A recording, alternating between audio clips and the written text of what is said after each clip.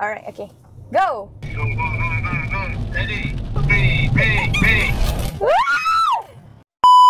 Kita akan lakukan ujian di atas jalan raya, cornering test dan emergency lane changing. Jadi kami himpunkan ke-5 model sedang popular di bawah RM100,000 untuk satu perbandingan besar-besaran.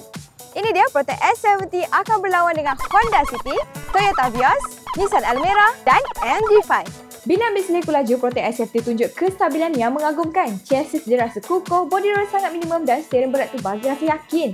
Memang rasa solid sangat bila memandu.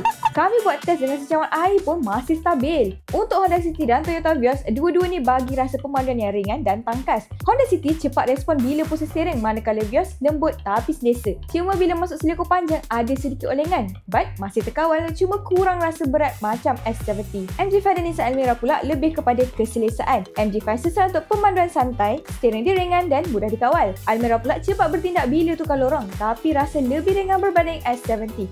Kami dah pun selesai melakukan ujian ke atas semua model dan apa saya boleh katakan setiap model ada ciri kelebihan tersendiri. Protek S70 ini memang dibangunkan khas untuk jalan Malaysia. Bayangkan lebih 1.2 juta kilometer of development dan 75,000 ujian jam dilakukan. Apapun, semua ujian pemanduan ini dilakukan berdasarkan pengalaman pemanduan kami sendiri. Bagaimana dengan anda? Komen di bawah.